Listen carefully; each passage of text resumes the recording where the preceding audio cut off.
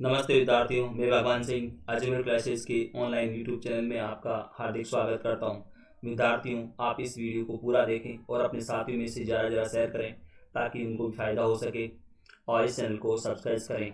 तो आज के करंट अफेयर्स पर चर्चा करते हैं, जिसमें मुख्य रूप से 3 पॉइंट्स पर बात करेंगे। पहला जो पॉइंट आपके दे रखा है, भारत संयुक्त राष्ट्र सुरक्षा परिषद का अस्थायी सदस्य बना है, उसके बारे में बात करेंगे।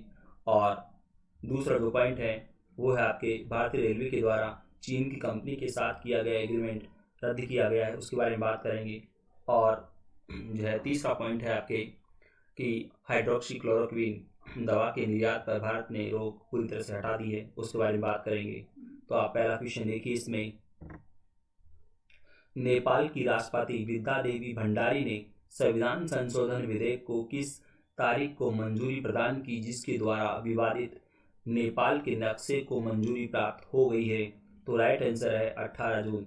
विद्यार्थियों, इस तारीख को आप विशेष रूप से याद रखना, क्योंकि भारत और नेपाल के बीच जो है सीमा विवाद जो है काफ़ी टाइम से शुरू हो रहा है या यूँ काफ़ी टाइम से चल रहा है। आपको पता होना चाहिए, मैंने पिछले वीडियो में बताया था इस बारे में कि नेपाल ने भारत के लिपुलेख, लुपियाधुरा, काला पानी इन तीनों क्षेत्रों को अपने नक्शे में दिखाया था और अब उसको मान्यता प्रदान करने के लिए सब वहाँ के या नेपाल के संविधान में संशोधन के लिए विधेयक जो है पेश किया गया।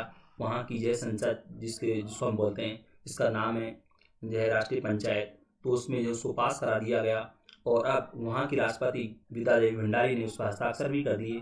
तो अब उसको एक तरह से कानूनी मान्यता प्राप्त हो गई नेपाल के द्वारा। परंतु भारत ने इस पर आपत्ति पहले ही दर्ज करा दी और भारत ने अब कह दिया है कि वो इसको कोई मान्यता नहीं देता है। और तो आप इस क्वेश्चन को विशेष रूप से ध्यान रखना। अगला क्वेश्चन देखिए, भारत को संयुक्त राष्ट्र सुरक्षा परिषद का कितनी बार सदस्य चुना जा चुका है? तो राइट आंसर है 8 बार। विद्यार्थियों, भारत जो 8वीं बार सुरक्षा परिषद का अस्थायी सदस्य बना है, तो इसमें चुनाव में भारत को 192 में से 184 जो है वोट प्राप्त हुए हैं और इस तरह से सुरक्षा परिषद के चुनाव में भारत का ये सर्वश्रेष्ठ प्रदर्शन है।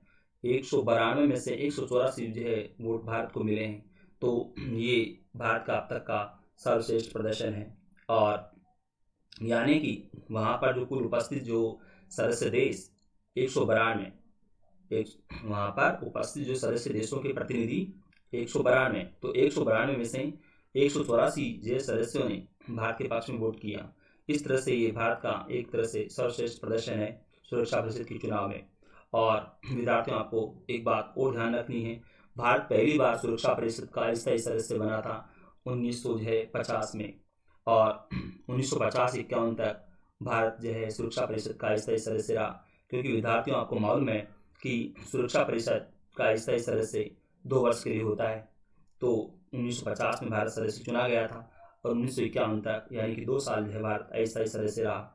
और 2011 की अगर बात करें तो 2011 में भारत 7वीं बार अस्थायी सदस्य चुना गया था और अब 2020 में भारत 8वीं बार अस्थायी सदस्य जो है चुना गया है।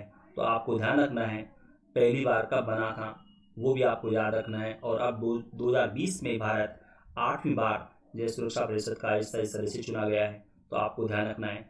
इसके अलावा विद्यार्थियों, आपको एक और बात ध्यान रखनी है, भारत के अतिरिक्त जो देश सुरक्षा परिषद के अस्थायी सदस्य चुने गए उनके नाम में आपको बता देता हूँ। उनके नाम है आयरलैंड, मैक्सिको, नॉर्वे। ये देश यानी भारत के अतिरिक्त ये देश भी सुरक्षा परिषद के अस्थायी सदस्य चुने गए हैं। विद्यार्थियों, आपको मालूम है सुरक्षा परिषद में 5 स्थायी सदस्य देश होते हैं और 10 अस्थायी होते हैं, यानी कि कुल सदस्य संख्या सुरक्षा परिषद की होती है 15।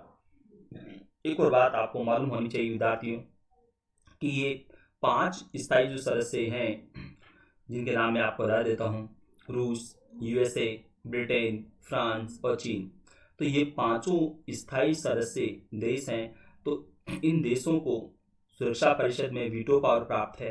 और वीटो पावर का मतलब आप जानते हो विद्यार्थियों, सुरक्षा परिषद में कोई भी प्रस्ताव जब पेश किया जाता है तो उस प्रस्ताव पर इन 5 की सहमति होना आवश्यक होती है। और अगर सुरक्षा परिषद के 15 सदस्य देशों में से 14 सदस्य देशों ने प्रस्ताव के पक्ष में वोट किया, परंतु सुरक्षा परिषद के इन 5 स्थायी सदस्य देशों में से किसी एक ने उसके विरोध में वोट किया तो वो प्रस्ताव पारित नहीं हो सकता। यानी कि इन पांचों की सहमति जरूरी होती है। मैंने आपको बताया कि 15 में से 14 सदस्यों ने वोट किया प्रस्ताव के पक्ष में, परंतु स्थायी सदस्य देशों में से किसी एक ने उसके विरोध में वोट किया तो भी वो जो प्रस्ताव पारित नहीं हो सकता। यानी कि इन पांचों की सहमति आवश्यक होती है। और वीटो जो शब्द है उसका अर्थ होता है मैं मना करता हूँ। और विद्यार्थियों, आपको एक और बात ध्यान रखनी है, वो ये कि ये पांचों जो वीटो पावर प्राप्त जो सदस्य देश हैं, स्थायी सदस्य, तो ये परमाणु शक्ति संपन्न भी हैं। वैसे आपको मालूम है विद्यार्थियों, पिछले वीडियो में मैंने बताया था कि परमाणु शक्ति संपन्न राष्ट्र इन 5 के अलावा 4 और हैं, जिनके नाम आपको याद रखने हैं: भारत, पाकिस्तान, इजराइल और उत्तरी कोरिया। तो कुल जो है परमाणु शक्ति संपन्न राष्ट्र है 9। तो 5 तो ये हैं जो स्थायी सदस्य हैं, ये परमाणु शक्ति संपन्न राष्ट्र है, और इनके अलावा 4 जिनके नाम अभी मैंने आपको बताए ये भी हैं। तो परंतु विद्यार्थियों, आपको मैंने पिछले वीडियो में बताया था कि वैसे तो परमाणु शक्ति संपन्न राष्ट्र 9 हैं, परंतु घोषित तौर पर जो है ये परमाणु शक्ति संपन्न राष्ट्र 7 हैं। यहाँ क्योंकि इजराइल और उत्तरी कोरिया ने अपने आप को परमाणु शक्ति संपन्न राष्ट्र घोषित नहीं किया, और भारत ने, पाकिस्तान ने परमाणु शक्ति संपन्न राष्ट्र घोषित कर रखा है। तो आपको अलग अलग डाटा याद रखने हैं। जो है परमाणु शक्ति संपन्न राष्ट्र अगर पूछे तो संख्या 9 है, घोषित तौर पर बोले तो 7 है। तो विद्यार्थियों, इसमें मैंने जो आपको अतिरिक्त जानकारी दी है उसके बारे में आपको ध्यान रखना है। अलग अलग क्वेश्चन मैं वापस रिपीट कर देता हूँ कि भारत को इस चुनाव में कितने वोट मिले हैं, कितने में से कितने मिले हैं, ये आपको याद रखना है। दूसरा, आपको याद रखना है कि भारत पहली बार सुरक्षा परिषद का अस्थायी सदस्य कब बना था, और अब जो है बना है तो कौन सी बार बना है, तो 8वीं बार। इसके अलावा भारत के अलावा जो सदस्य देश बने हैं सुरक्षा परिषद के अस्थायी सदस्य, उनके नाम आपको याद रखने हैं: आयरलैंड, मैक्सिको, नॉर्वे, इनका नाम भी आपको याद रखना है। और सुरक्षा परिषद की कुल सदस्य संख्या कितनी होती है, उसमें कितने स्थायी कितने अस्थायी होते हैं, और ये सारी बातें आपको याद रखनी है। तो आप अगला क्वेश्चन देखिए। Beijing national railway research and design institute of signal and communications group corporation limited को दिया गया कितने करोड़ रुपए का ठेका भारतीय रेलवे ने रद्द कर दिया है? तो राइट आंसर है 471 करोड़ रुपए का। तो विद्यार्थियों, इसके बारे में थोड़ी आपको जानकारी में और दे देता हूँ, क्योंकि क्वेश्चन महत्वपूर्ण है आपके लिए। भारतीय रेलवे के dedicated freight corridor corporation of India limited ने Beijing national railway research and design institute of signal and communications group corporation limited को 471 करोड़ रुपए का जो करार किया था वो रद्द कर दिया है। और एक और बात आपको ध्यान रखनी है कि इस परियोजना के तहत कानपुर और दीनदयाल उपाध्याय रेलवे स्टेशन के रेलखंडों के बीच 417 किलोमीटर में सिग्नलिंग और टेलीकम्युनिकेशन का काम होना था। इसके अलावा एक और बात मैं आपको बताऊं इसमें कि ये ठेका क्यों रद्द किया गया है, इसके बारे में आपको ध्यान रखना है, क्योंकि भारतीय रेलवे ने कहा है कि इस कंपनी के खराब प्रदर्शन के कारण ये जो करार हमने रद्द किया है। और भारतीय रेलवे ने चीनी कंपनी के खराब प्रदर्शन और धीमी प्रगति के खिलाफ कार्रवाई के लिए विश्व बैंक को अवगत करा दिया है, और इस ईस्टर्न फ्रेट कॉरिडोर परियोजना में विश्व बैंक का पैसा लगा हुआ है। इसीलिए भारतीय रेलवे ने विश्व बैंक को भी इसके बारे में अवगत करा दिया कि इस कंपनी का प्रदर्शन खराब है और इसकी प्रगति धीमी है, इसलिए हम ये करार रद्द कर रहे हैं। तो आपको ये क्वेश्चन ध्यान रखना है, क्वेश्चन बहुत महत्वपूर्ण है। तो अगला क्वेश्चन देखिए आप।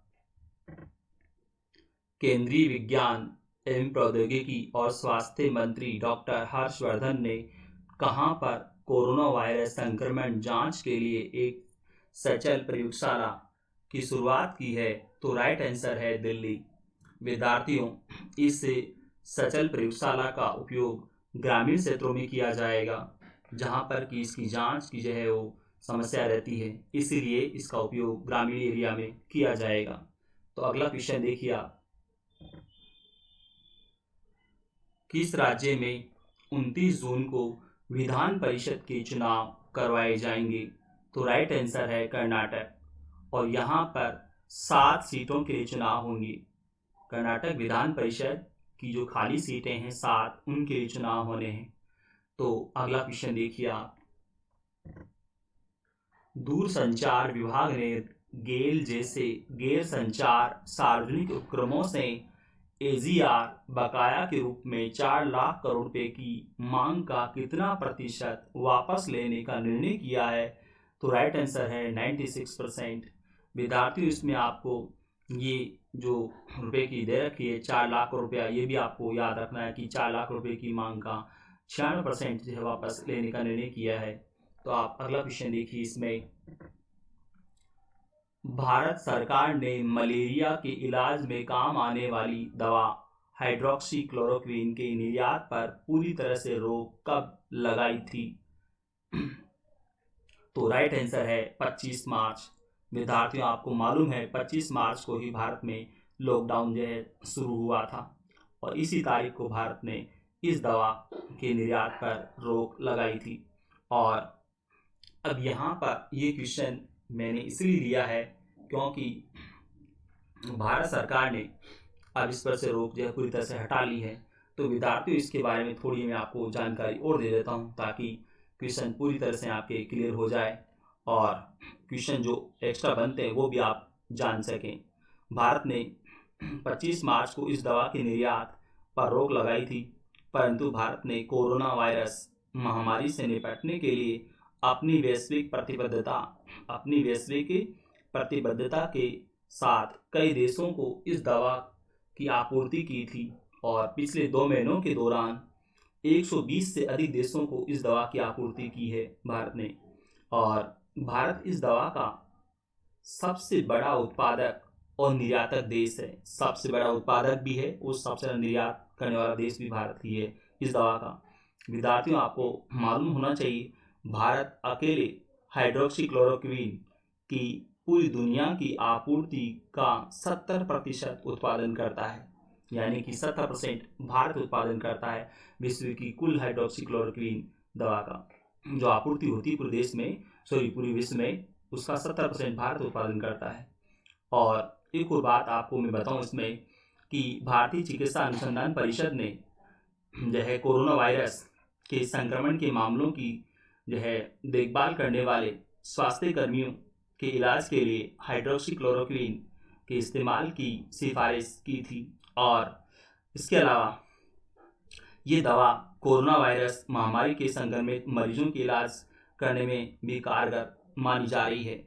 और हालांकि जो कुछ देशों ने इस पर जो सवाल खड़े किए थे कि जो है ये दवा जो है कारगर नहीं है, इसके साइड इफेक्ट्स होते हैं, परंतु भारतीय चिकित्सा अनुसंधान परिषद ने इस बात को क्लियर किया कि इसके कोई साइड इफेक्ट्स नहीं है और ये दवा बहुत अधिक कारगर है इसके इलाज में। तो भारत में इस दवा का उपयोग जो है कोरोना वायरस संक्रमित जो है मरीजों के लिए किया गया और अभी भी किया जा रहा है। तो अब आपको ध्यान रखना है कि 18 जून को सरकार ने इस दवा के निर्यात पर रोक पूरी तरह से हटा ली है। तो आपको तारीख याद रखनी है, 18 जून को भारत सरकार ने इस दवा के निर्यात पर रोक पूरी तरह से हटा ली है। तो लगाई कब थी पूरी तरह से रोक? 25 मार्च को। हटाई कब है? 18 जून को। तो विद्यार्थी, इसमें जो क्वेश्चंस बनते हैं वो मैंने आपको सब बता दिए हैं, इसलिए आप अगला क्वेश्चन देखिए। डॉक्टर सौम्या स्वामीनाथन कौन है? तो राइट आंसर है विश्व स्वास्थ्य संगठन की शीर्ष वैज्ञानिक। विद्यार्थियों, वैसे तो इनके बारे में मैंने पिछली वीडियो में भी बताया था, परंतु वापस मैं रिपीट कर देता हूँ यहाँ पर कि सौम्या स्वामीनाथन भारतीय चिकित्सा अनुसंधान परिषद की महानिदेशक रह चुकी है। और एक और ख़ास बात आपको मैंने पहले बताई थी, वापस रिपीट करता हूँ कि भारत में हरित क्रांति के जनक जो है MS स्वामीनाथन की ये पुत्री हैं।